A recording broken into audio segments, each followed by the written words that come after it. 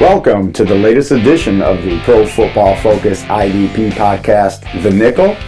I am once again your host, Walton Spurlin, and so happy and honored to be joined by my Pro Football Focus colleague, one of the most brightest and best IDP minds in all the business, Mr. Ross Miles. Thank you very much, Wally. It's good to be back, and it's good to be heading firmly into the fantasy playoffs. As good as if you're not in it this week, you'll be heading into it next week, I'm sure. Right, kind of coming down the home stretch here. I know you appreciate a horse racing reference there, but it's a very exciting time of year. All the decisions are amplified, and if you don't love this time of year, you don't love IDP football. And as you said, we're heading firmly into the playoff seasons for most leagues, so let's get right to it. Let's start with our news and notes. And I think this is probably the biggest news of the week, with far-reaching ramifications depending on how it plays out, and that's that weak side linebacker Telvin Smith of the Jaguars left last week's game with a concussion. And boy, Ross, it seems like we've talked about concussions quite a bit this season, especially at the linebacker position with Kuechly, Jared Davis, Jamie Collins. But this is a big one, especially as we've mentioned numerous times already, heading into the playoff season. Talk a little bit about the ramifications of this big news. Yeah, this is a huge one for fantasy owners. Obviously, Telvin Smith has been playing at an elite level this year, ranking top three linebacker in most scoring systems. He's been an absolute beast. He's a dynamic playmaker, but concussion issues. I haven't seen anything definitively saying he's passed anything yet. It'd probably be a bit early in the week for that, so it's going to be one that's going to keep us waiting, that's for sure. And there's going to be a little bit of scrutiny around this one for sure as well, mainly because Smith left the field but came back on for a while and then didn't come back out for the second half. So the league's probably going to take a look at it. But maybe what this is showing us is a marginal one. It's not too severe, but players like Kuechly have missed multiple weeks, and other players only miss one or two. So who knows? He could even be fine. Well, we're gonna have to wait and see. It's a far from ideal time for it to happen, though. Exactly, and what I find interesting, and I want to get your input on this, Ross, is if you take a look at the stat line of the game, with Smith being off for the second half or whatever. Paul Posluszny saw a season-high 53 snaps, finished with a modest line, 3 solos, 3 assists, 6 total tackles, a pass defended. But might this be a case of a veteran to the rescue for some squads? If it does come out that Smith's going to miss at least 1 week, is Posluszny someone? And I know we have our waiver wire section coming up later, but could it be Pos to the rescue in Jacksonville? It certainly could. I mean, he is the obvious go-to guy who can slide into that role. We've seen him put up plenty of points in the past. He isn't quite the force he used to be, but at this time of the year, if you're a Smith owner, I see no reason why you shouldn't go and handcuff Pos. I haven't made him one of my waiver wire pickups this week. Some people maybe think I could have or should have, but I just think that if Smith's got any chance of playing, he's going to play because he's an impact playmaker. For me, it's more of a defensive play for Smith owners than an aggressive play for people who don't have him. Right, good point. And let's move on to another injury, and we spoke about this, I believe, a couple of weeks ago, but it looks like we might have a little bit more definitive news here, and it's Coach Pete Carroll said that strong safety Cam Chancellor is done for the season, and what we have to hope for here is that this isn't one of those career-ending injuries, because it's a stinger, is what it was labeled initially, but obviously that's in the neck area, so there's some concerns there, but Chancellor done for the year. So, yeah, it sounds that way. Pete Carroll was asked about it, and he said it's up to him. So it kind of highlights how serious this really is. If Chancellor's willing to shut himself down for the season, we're just going to have to wait and see how it plays out long term. I mean, Chancellor is definitely fantasy relevant still. He flirts with DB1 status, and that's definitely where I'd expect him to be next year, assuming he's playing. Right, and again, maybe we spoke about this when we first talked about Chancellor being out. It looks like the man, if you're a handcuff type of person, but he won't put up Chancellor numbers, but he has put up numbers in the past. Looks like McDougald, he played 71 snaps, strong safety last week, just finished with 8 total tackles. But again, depending on your roster, and if you need help, that could be a name that might be out there. But that looks like at least we know who is stepping in. And speaking of stepping in, Aqib Talib and Michael Crabtree certainly stepped into each other in last week's game. They can't help pulling necklaces off, and it led to a fight, and that led to some suspensions. Yeah, the league has suspended both of them for 2 games. Obviously, this impacts us IDP game as if you're in a cornerback required league and you own Aqib Talib, but people, the general consensus I think is that they might get their on appeal reduced to 1 game. Personally, I'm not a fan. I saw a pretty nasty little scuffle break out between the 2 of them, and it involved multiple players. Personally, I think they should get the 2 games. That's one of the things I really like about the NFL. They really clamp down on that kind of stuff. It's a pretty physical game. Like, people are laying some serious hits on each other, but as soon as someone goes to throw a punch, I think it's definitely right they get chucked out and properly suspended. So personally, as this is a repeat violation after a fight last year, I think they deserve the 2 games, but that's just me. No, I agree. I agree with you. And also, from the league standpoint, it's an image thing. You don't want the youngsters, you don't want the fans, seeing this type of thing going on in the game. And obviously, it got a lot of play. I'm sure if you're a football fan, you've seen the replay of it. NFL Network ran it numerous times. And so, I'm sure the league is like, this is a black eye and needs to be punished. So, I'm all for them serving 2 games. And there's no place for that. I know I'm sounding like the old man sitting on the porch saying, get off my lawn, but the league doesn't need that. And I'll tell you what the Patriots don't need is a couple of injuries, and we'll talk about both of these at once, that they suffered last week. And that is weak side linebacker Kyle Van Noy had a calf injury, and he's going to be questionable moving forward. And Trey Flowers, who we will talk about a bit more as we move into the defensive lineman, but he also suffered a rib injury and may not be able to go this week. Talk a little bit about those situations. Yeah, Van Noy is the one that interests me more from a fantasy perspective, in the sense that he's actually been somewhat valuable this season. He's been an every down player. He's been someone I've mentioned on the waiver wire before, just because he's putting up points and he's that Patriots, weak side linebacker. But it definitely feels like he's going to miss a game, and if he does so, I'm not sure there's a fantasy replacement. Yeah, it's going to be interesting how that plays out. And there's a name here that interests me, and it kind of plays into the more talking about Trey Flowers, but this Eric Lee kid that the Patriots just signed off the Buffalo Bills practice squad last week. He stepped in and played 25 snaps after Flowers was out and ended up with 4 solos and a sack. Now, unfortunately, I looked around at a few different sites. His designation is still as an outside linebacker or linebacker, so that obviously impacts his fantasy potential. But really, if you look at Pro Football Focus, and that's whom I trust more than anyone, is like he was really playing left defensive end in place of Flowers when he left. Now, I don't know if any sites are going to change that designation, but I just found that interesting that, signed that week, stepped in, did really well on limited snaps, and then gets to turn around this week and play against the Buffalo team, that he was just on their practice squad. The Patriots are going to be picking his brain all week long. He's been with Buffalo. Belichick loves to do that, and I would almost guarantee this kid's going to see an uptick in snaps, especially if Van Noy and Flowers are both out. That's a great angle. That's an interesting one. I've put that down on my little notepad for any leagues where I'm looking for a deep waiver wire ad. But I am taking a slightly different route in. Again, I'm playing the route that I think Flowers is.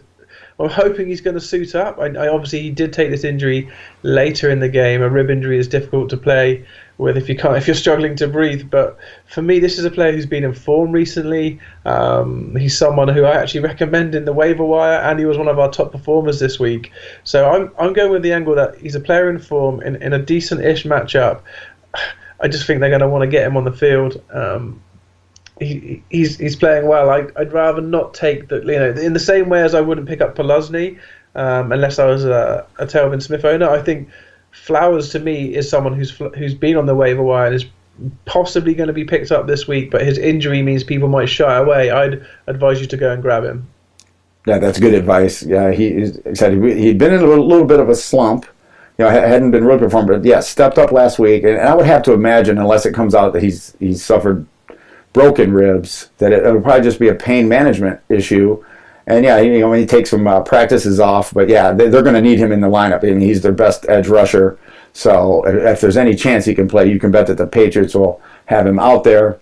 And that brings us to a player who will no longer be out there, and that's Detroit Lions strong safety, Tavon Wilson. He's going to finally have the season-ending shoulder surgery. He's been playing the whole year with this shoulder issue, and now he's finally going to be shut down. So the Lions lose somebody from the back end of their defense at a time when they can ill afford to lose anyone. Yeah, I believe it's the third time he's injured his shoulder this year, so he's been long due that operation. But with Wilson out, fourth round sophomore Miles Kilbrew, who we're expecting to step in. I mean, he's been on the field a little bit, garnered a little bit of fancy attention early in the year, but I think he can do a job. Again, if you're looking for someone at safety, he's a name I wouldn't breeze past on the waiver wire. He'd definitely be towards the top of my list. Yeah, he's an interesting name, and yeah, obviously living here in Detroit, I've seen Killebrew play, and as you mentioned, he's been on the field quite a bit. But I would just point to week 3 when actually Tavon Wilson did not play, so Killebrew was pretty much the full-time strong safety in that game. He did put up a decent stat line. I think he had 7 solos, 8 or 9 total, and the kid's flashed a little bit of big play abilities. He's got 2 career interceptions in 2 years, and one he took back for a touchdown in week 1 against the Cardinals. Now, while you can't bank on that, it at least shows he's got a bit of a nose for the football. Maybe a grab and stash candidate. I don't love their matchup this week with the Ravens and that inept offense, but if you got the roster space, yeah, it wouldn't be a bad pickup.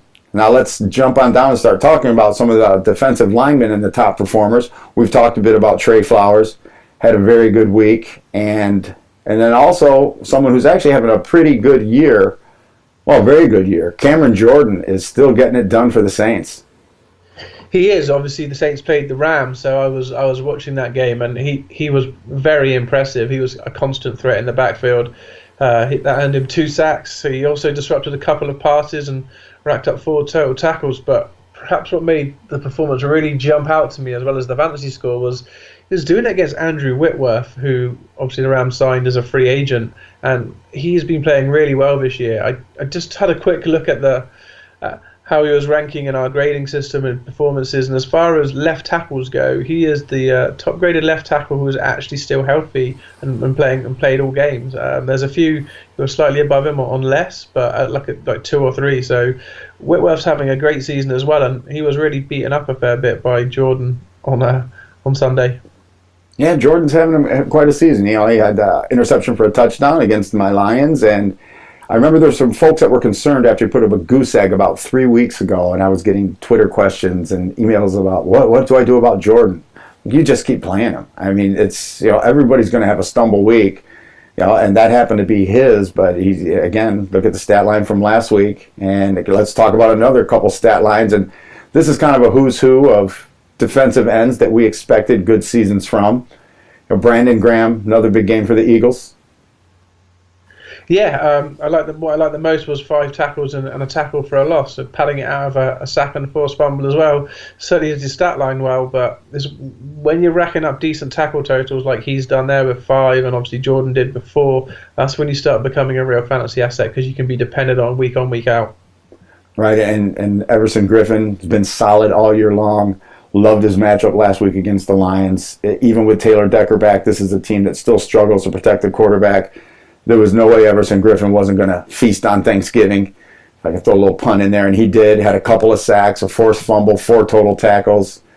Griffin is obviously, he's the defensive end we want over Danielle Hunter right now. He certainly is, and he leads the league in sacks, 12, or is he joint leader with 12 with DeMarcus Lawrence? But is he a potential candidate for defensive player of the year? I mean, he's had a pretty impressive season. I don't think there's a standout player this year for that award. Maybe some of you might want to argue Bobby Wagner, who we might touch on as well in this podcast. But I think Griffin's got a shout. Oh, absolutely. And it's a nice bounce-back season, and he's played really well. I want to touch on something real quick, a little bit off script, but because you brought up his name, how concerned should DeMarcus Lawrence owners be? He's got 1 sack in the last 4 games. Now, this isn't somebody we'd ever consider benching. Do you see some bounce-back potential here down the stretch? Yeah, I mean, he was a player who's broken out this year in a serious way. So I think if you're disappointed with him, I think you need to rein in your expectations. If you've already got 12 sacks from a player, you probably would have been ecstatic. If I told you DeMarcus Lawrence was going to give you 12 sacks at the start of the season, you would have snatched my hand off. So that we've talked about players having like a blank spot. You just said Cameron Jordan's had one. Everson Griffin had one last year. So no, DeMarcus Lawrence for me is still a quality pass rusher. I'm still expecting him to be decent. Maybe he's not going to rack up a sack every single week, but I think that was a pretty large expectation if you were really thinking that was what he was going to do. Right, I think he probably spoiled the owners early in the year with a sack streak and playing whatever. And I completely agree with you. It's he's an effective pass rusher. He's proven that. I like his matchup this week too. He gets the Redskins. In the first game against them, he had a fumble recovery, a sack. The tackle numbers weren't big, but again, the splash plays were. So I just wanted to get your input on that as well because. I'm all about you keep rolling with DeMarcus Lawrence. And it was nice to see veteran Jason Pierre-Paul get off the schneid a little bit last week. He had a very nice game. He did. A couple of sacks and a pass defense, put in 5 total tackles. JPP's always been a player who's been good at doing that, racking up big tackle numbers. So, yeah, a nice little bit of a flashback for that guy. Right, now let's touch on the waiver wire. And, we'll start with Trey Flowers. You've mentioned that you believe that hopefully he'll play, and if he does, he definitely needs to be snatched up. Yeah, I mean, the most notable stat for me with Flowers is since week 9, he's actually 5th in pass rush productivity for 4-3 defensive ends, as by our analysts' eyes. So on that basis, we talked about him having a slow start, but he has been productive recently. That's what the Patriots need from him. I think he'll be on the field. All right, and this next one brings a smile to my face, but it's someone, I've noticed living here in Detroit, but Cornelius Washington. Yeah, again, we're heading into the playoffs. By week 13 is next week, so it's hardly surprising that we're a little bit bare on the waiver wire. We had a nice one last week. I feel that several names bubbled to the surface, but they are almost certainly gone now. So we're having to look a little bit deeper, but. Cornelius Washington, over the last 4 weeks, is actually 10th in pass rush productivity. 2 sacks, 2 hits, 5 hurries on a limited snap count.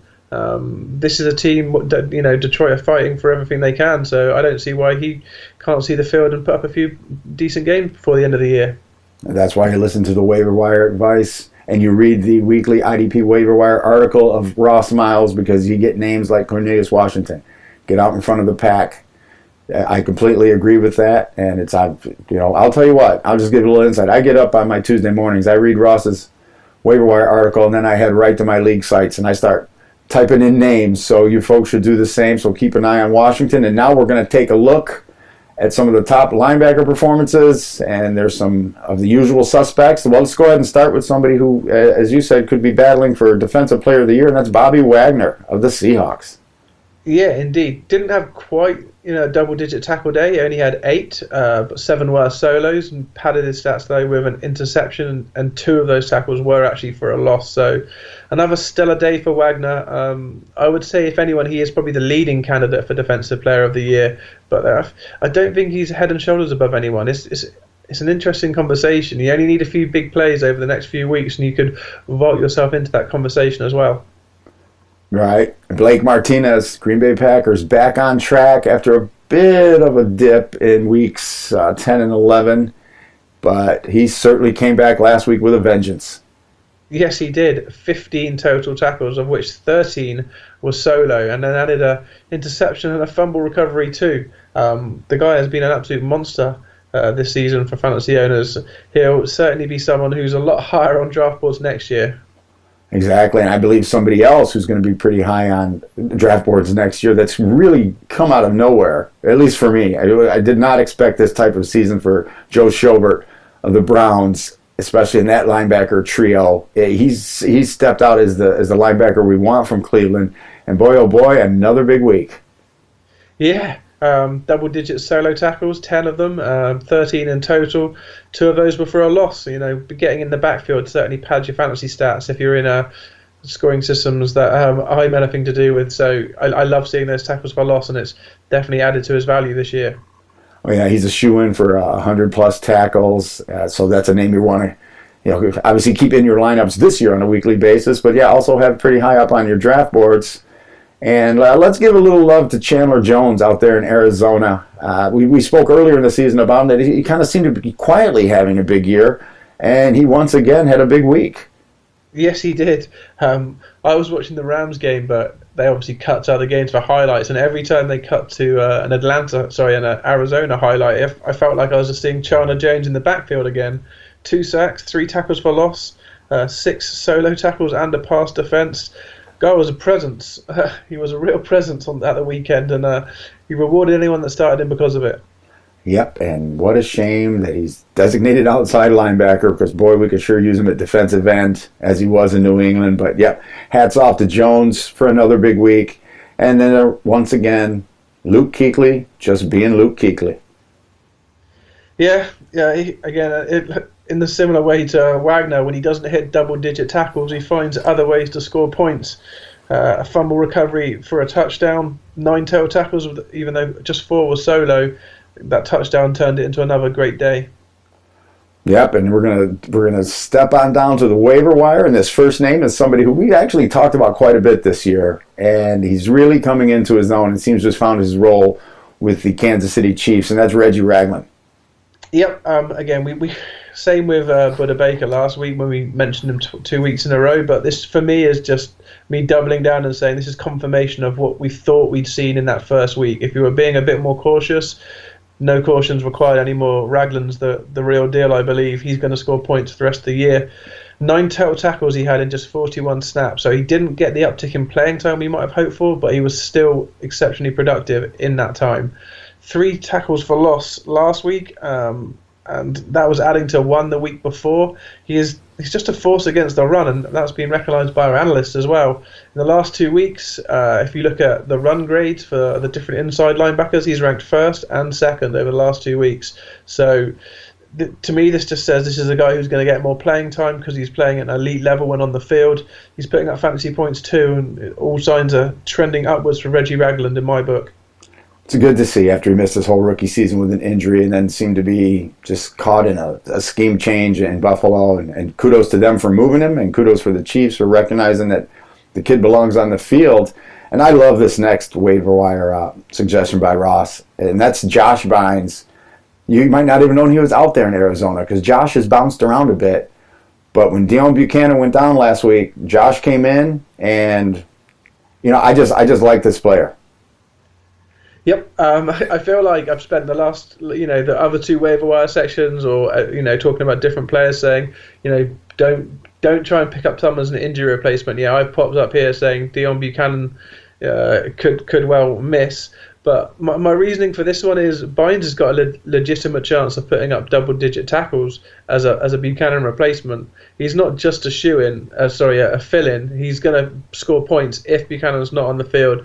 Now, we should have a clear idea, I would imagine, if Buchanan's going to suit up or not for the weekend. So pick up Bynes, and if he's on the field, you're going to have to plug him in and play him. Oh, yeah, and he played 3 seasons here in Detroit, so I had a chance to watch him. It was mainly a special teams player, but he benefited from, it was the beginning of the DeAndre Levy injury woes, and in 2015, he actually logged 80 total tackles.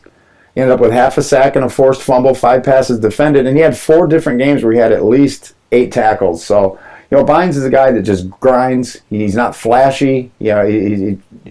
He won't stand out on any given play other than once everybody's coming off the pile, you say, oh, that was Josh Bynes again. And that's how he was in Detroit. I was sad to see him go. I believe he was injured his last season here, and then Detroit started to move on with Tahir Whitehead and things like that. But I love that selection of Josh Bynes. Yeah, folks, run to the waiver wire, pick the guy up, because he's like I said, he's a grinder. And if Buchanan's out, and I've heard that it's around the same area, the ankle area that kept him out in the beginning of the season. So, this could be a multiple-week thing. And if you got Bynes, Bruce Arians was talking him up. Ross is talking him up. I'm talking him up. Go get Bynes. And now we're going to go get some top defensive back performers. And once again, it's pretty much a who's who of players we expected big things from in the preseason. Rashad Jones, Landon Collins. They're both really rounding into form. I mean, they're great players, and last week put up great stat lines. They did. It did bring a smile to my face as I was preparing the notes for the show and looking through who the top defensive backs were. It did really feel like a bit of a blast from the past from a couple of years back when I put all these names together, and you'll hear a few more as we go down. But Rashard Jones just continues to be a point-scoring monster. I love this guy in fantasy. I own him in pretty much every dynasty league I'm in, I feel. Oh, I'm saying that, I'm thinking that actually in the Pro Football Focus Staff League I don't, which I feel, or do I? It's just because he's always on my team. There's a guy just as a points machine. 12 total tackles last week, 9 solo, fumble, recovery and touchdown.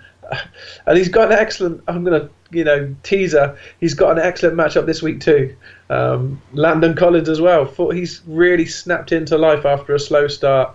14 total tackles, 12 solo, a tackle for loss, so getting down in the box and chasing down some ball carriers and making some aggressive plays as well.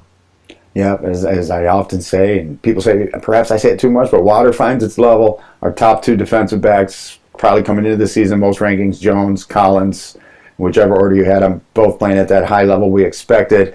And finally playing at the level I expected, it was Barry Church, Jacksonville. I've been waiting for this game all year long, mainly from the tackle standpoint, but Barry Church finally, and I put down in my notes, finally looked like Barry Church. He did, yeah. 8 solos with an assist as well, an interception and a pass deflected. It was a good game, like you say. This was the Church of old, the one we expected to be in Jacksonville. Right, and I'll get out in front and admit it, folks. I had him as a sit going into last week's game just because his tackle totals had been so low. He'd had a couple of big plays, so I'll own up to it. But I'm happy to see Barry Church playing at that level again, and maybe that's what it was. Maybe he reads that, and he sees that I said to sit him, and he stepped up, or I could just be giving myself too much credit. And I'd also like to welcome back Mr. Morgan Burnett to the IDP realm, because he'd been missing with injury for a while, and boy, Ross, he steps on the field, didn't look like he missed a beat. Nope, 9 solo tackles, tackle for loss and a forced fumble. That's the playmaker we've come to expect from Morgan Burnett throughout his career so far. Again, harking back to a few years ago when he was much more omnipresent toward the top of fantasy scoreboards. Right, and that was good to see. And what I found a little surprising, and I just wanted to look into the stat line to see, obviously when somebody comes off injury, somebody tends to lose snaps. And Josh Jones, who is one of our darlings, probably mid-season because he was playing a linebacker role, well, his snaps went down to 26 after he'd been playing much more than that with Burnett out. He still managed 6 solo tackles, which wasn't bad, but that's the name it looks like is being the most impacted by Burnett being back. So if you've been riding Josh Jones, that gravy train may be over, and that gravy train was kind of drying up. And it was nice to see the Honey Badger have a nice week, because we really haven't talked about him much this year, which is a bit surprising with a player with his playmaking abilities. It certainly is. I mean, I feel like his role has sort of changed a little bit in that defense, depending on which pieces have been part of the secondary and how they've decided to use Dion Buchanan. He was part of the era, I think, where they were using multiple safeties. They still do, but Matthew obviously plays much more of a cornerback role these days. 4 solos, a tackle for loss, 3 passes defense just helped him rack up a few extra points, as did his interception. He hasn't quite had as many big plays as we've come to expect from him in previous seasons this year, but he has also suffered multiple injuries as well. Right, and they're a much more exciting team to watch out there in the desert when the Honey Badger, Tyrann Mathieu, is playing at that level. So let's hope he can keep that going, and let's give ourselves a little pat on the back for this next player, because we talked him up last week, and I had him as a start option in last week's article, and that's Eric Reed of the 49ers, back at strong safety. We talked about, he's kind of last man standing there after they, twiddled a little bit with him at weak side linebacker. He's back to where he likes to play, and you could tell he liked playing last week. Certainly could, yes. 7 solo tackles, an interception, and a pass defense. It was good to see him back in that role. I mean, we kind of keyed in on the fact that whoever was going to man that role for the Niners this year was going to be certainly fantasy relevant, and whoever that man is, I bet if you added up all the points for Eric Reed playing as a strong safety and all the points for Jaquiski Tartt playing as a strong safety this year, you'd probably be looking at a DB1. So we can feel kind of vindicated in the sense that we identified that situation. It's just injuries have made it difficult to be totally on top of it, unfortunately. Right, it took a while to sort itself out, and injuries sort of sorted it out for the 49ers, but yeah, we like Reed. We like those numbers. And here's a couple of players we like on the waiver wire. Again, someone who early in the season we really weren't sure of his role, but right now his role is putting up fantasy points, and that's Von Bell of the Saints. Yeah, back-to-back total 10-plus total tackle games, averaging nearly 9 over the last 4 games. So he's really been making an impact when getting to the ball carrier, and he's been adding dynamic plays as well. 2 sacks, 2 forced fumbles. So he's been scoring like a defensive back 1 over this last period, and that's even with Kenny Vaccaro on the field. So I think Von Bell's a sneaky pickup this week. If you want to. If Von Bell isn't available, because he obviously has been putting up points for a few weeks now, maybe people have already clued in on it. Maybe have a look at Patrick Chung. He actually has been hot, 19 total tackles in the last 2 weeks. The Bills are a decent matchup. I've always felt Chung is a player who's a little bit streaky. He can get quite hot and have a few good games back to back to back, so hopefully he'll make it 3 in a row.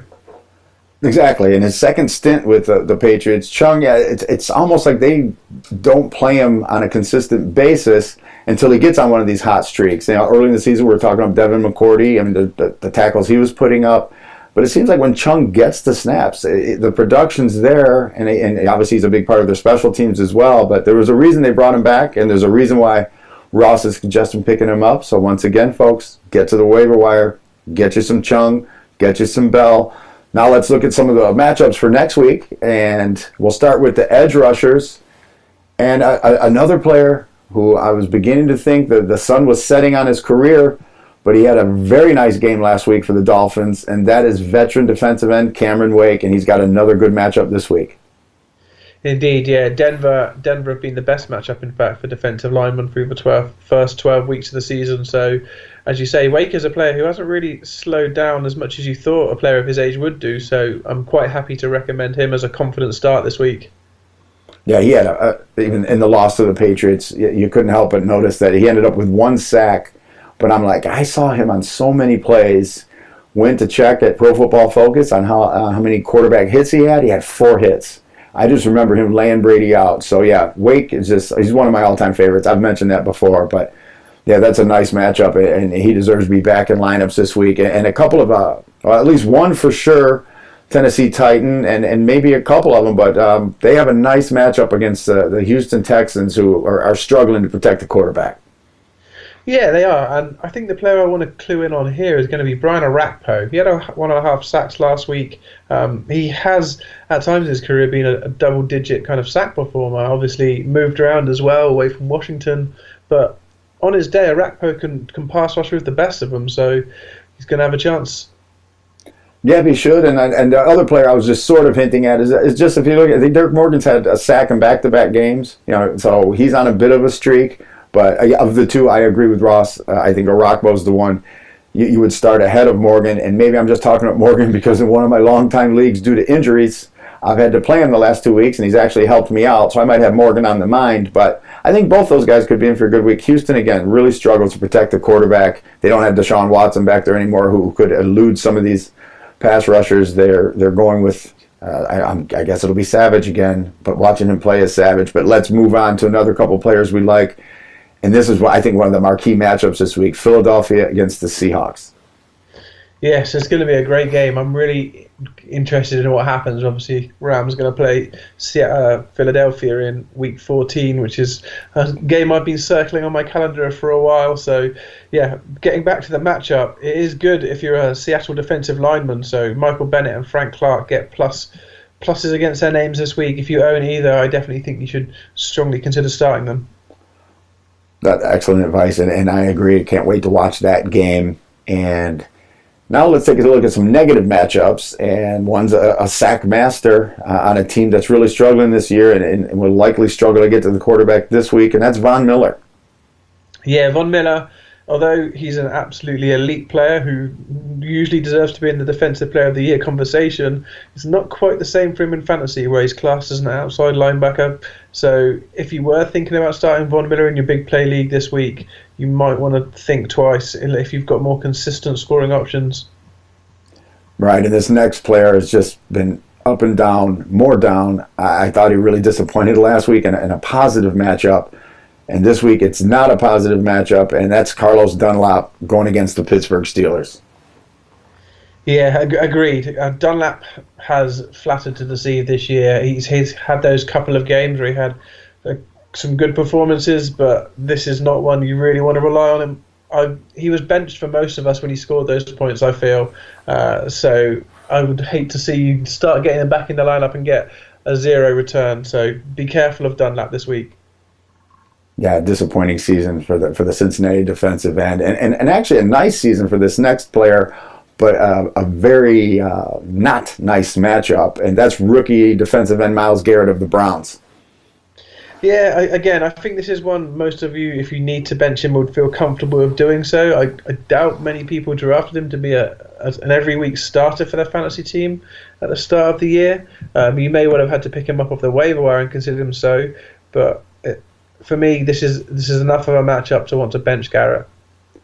Yeah, it's definitely going to be a tough matchup for the rookie there. Yeah, Chargers don't give it up very often to defensive linemen. So again, somebody probably going to want to look to avoid. Now let's move to some off-ball linebackers that have nice matchups. And just real quickly as we go into this, because I want to talk about, we're talking obviously about linebackers, and the nature of IDP football is so funny. Because if you remember, mid-season when Reuben Foster was hurt, I'm sure Ross got a lot of questions about Ray Armstrong. I got a lot of questions about Ray Armstrong. Just last week, the 49ers released Ray Armstrong. So that's how crazy it can get. And so that's why hats off to Ross for breaking down these matchups like this. And it's just, things like that happen and shows you how wacky IDP can be. Yeah, it certainly can twist back and forth with who's in favour, who's not, especially when you haven't got an elite player at the position who can really lock it down. But moving on to the matchups this week with the off-ball linebackers, I think the matchup I really want to clue in on would be the Ravens against your very own Lions. So talk us through which of the off-ball linebackers are probably best to bet on this week if you're going to plug them in and play them. All right, and might surprise some people here, but the off-ball linebacker I want from the Lions this week is Tahir Whitehead. There's been a shift in the Lions' defense of late. Tahir Whitehead is now wearing the green dot on his helmet. He's the 3-down linebacker. He stays on the field in passing downs. And Jared Davis is now leaving the field on passing downs. And if you watch the Lions play this year, which I have a lot, Davis is a rookie. And teams have been really taking advantage of him in the passing game. So of the two, I want Whitehead this week.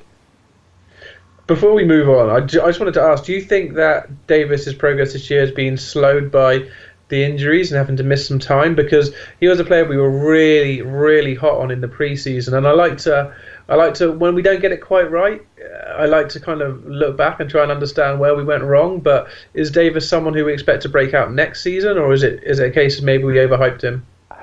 Might be a little bit of both, but no, I really think that he's going to continue to progress. And as I mentioned, he's a rookie, and there's a learning curve there, and he's very athletic, and sometimes that may work against him because sometimes he hasn't set the edge when he's been asked to, because he's bid on fakes or he's bid on handoff, fake handoffs, things along those lines, and he's just got to play more in coverage. I think another off season, and they say that the kid loves to learn. Whitehead said he picks my brain every day at practice, and I think he'll step back in as a 3-down linebacker probably next season, or if the Lions continue to lose, maybe by the end of this season when they're not playing for anything. But no, I think he's still going to be a very, very good IDP option for us in the years to come.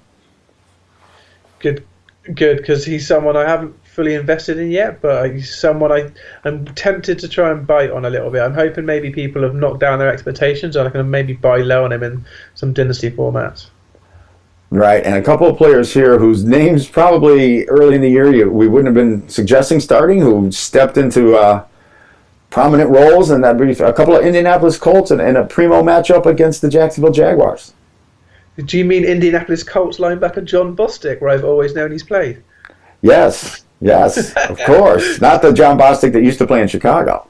No, this is the Indianapolis Colts version of John Bostic, who's been a really good fantasy player this year. He did slow off a little bit in the middle of the season, just as we all probably caught on to the fact he was still fantasy relevant. But this is a great matchup, so I think Bostic's, if you own him, if you did listen, I think I'd be very tempted to put him in my starting lineup this week. And Andrew Morrison is probably one slightly more for the deeper leagues. Maybe if you only start 2 linebackers, I'm not quite sure he'd make the cut. If you start 3 or 4, I think you'd have to give Morrison a second look this week. Right, and of course Deion Jones has a positive matchup here against the Vikings, but also we like his battery mate there, Devondre Campbell. Yeah, Campbell has come better in the second half of the season. Again, he was another one that didn't maybe live up to some of the expectations in the first half of the year, but he's got a great matchup against Minnesota. So if you drafted him and you were having to depend on him, you can probably count on him this week. Exactly, and the Cowboys are still living life without Sean Lee. I haven't seen an update if he's expected to be back, but even if he is back this week, we're not really high on the Cowboys linebackers in their matchup with the Redskins. No, we're not. And I mean, if you were an owner of a Cowboys linebacker, Hitchens is probably the one to own. So I'd definitely be looking to bench him if I could. If you're still hanging on to Jalen Smith, and I don't see why you wouldn't be, because he has been a decent player this year considering expectations and waiver wire pickup and all. But again, he's seeing a reduced snap count. He's not the go-to guy in these injury situations for them at the minute, and it's a negative matchup. So I wouldn't want to start him. Right, and we're down to about 5 minutes or so to go, so we'll talk about some more negative matchups for linebackers before we hit the defensive back position. Eric Kendricks, Anthony Barr could have a rough go against Atlanta. Yeah, again, it's easier to bench Barr than it is Kendricks, that's for sure. Kendricks is probably still going to start even in people that only start two linebackers, because he's pretty decent, but Barr for me is probably not the matchup to get him in your lineup, especially in a crucial week with potentially your fantasy playoff status on the line. Right, and a negative matchup against the Bengals, you're not going to bench Ryan Shazier, but you're going to want to temper expectations, whereas his teammate Vince Williams could be teetering on unplayable this week in, as I said, a negative matchup. Yeah, unless you've got an all-world linebacker core for fantasy, Ryan Shazier is definitely playing for you this week, even in a negative matchup like it is against the Bengals. But Vince Williams is definitely flirting more on the cusp. I think you could flip either way. If you're a real matchups guy, I think this is a reason to bench him. Personally, the way I would approach it would depend how crucial the game is to my chances of making the playoffs or securing a seeding. If it was really important, I'd prefer to believe in the matchup and bench Williams. Excellent advice. That's why folks need to listen to the show. And let's move on to the defensive backs. We liked the game that Rashad Jones had against the Patriots last week, so that's good news for both Jordan Poyer and Micah Hyde. Yes, a couple of players who have definitely solidified their fantasy value this year. Poyer probably more so, came from the wilderness really to really push on solid DB2 this year, and I'm expecting DB1 numbers this week from him. Right, the Patriots a positive matchup for players in the secondary, the way they wing the ball around. So we like those players. We've talked about this gentleman earlier, and we love great players and great matchups. So let's just talk about the next two together, because we've talked them up a little bit. Landon Collins has a date with the Oakland Raiders out west. Eric Reed gets to play the Chicago Bears. Talk a little bit why you like both.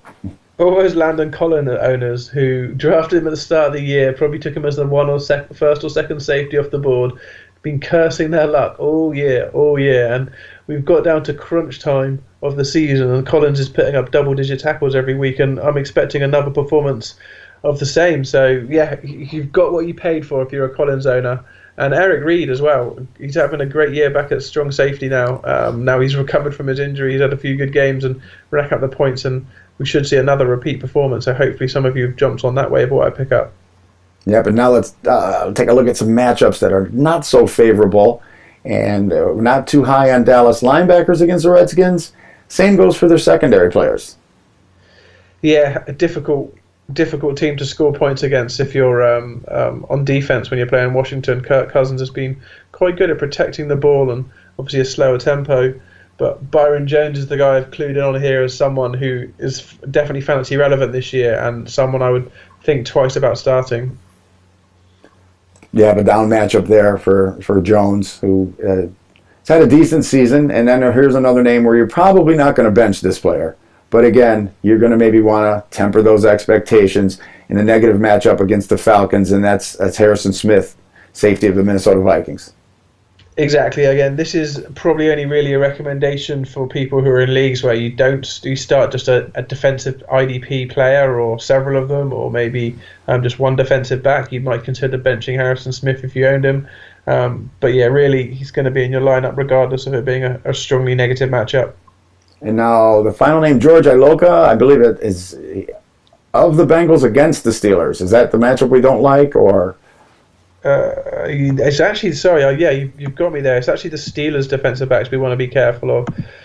So on that basis, Sean Davis. Yeah, Sean Davis, he's been okay this year. He's sort of risen a little bit into prominence, I guess, but maybe hasn't kicked on like some people hoped he would, bearing in mind we've had productive Steelers defensive backs before. But for me, he's enough of a fringe player in a negative matchup to want to bench, really. Right, avoid those secondary players against the Bengals. And once again, we've come in just on time, Ross, and I hope the folks are taking notes. It's crunch time. It's the fantasy playoffs are, as you mentioned, either starting this week or starting next week. So jot down all the info that Ross is throwing out there for you and the advice that we're giving you. And as always, I'm going to turn it over to my esteemed colleague from Pro Football Focus to take us on home. Thank you, as always, Wally. It's been a pleasure to chat through the notes from the week. But I hope when I say this greeting this time, that it won't be the last time we speak to some of these people because of being eliminated. I hope your advice is keeping you powering on through the playoffs. I've no doubt we'll be delving deeper into who's hot and who's not as we get into these crucial matchups. But until next time, adios amigos.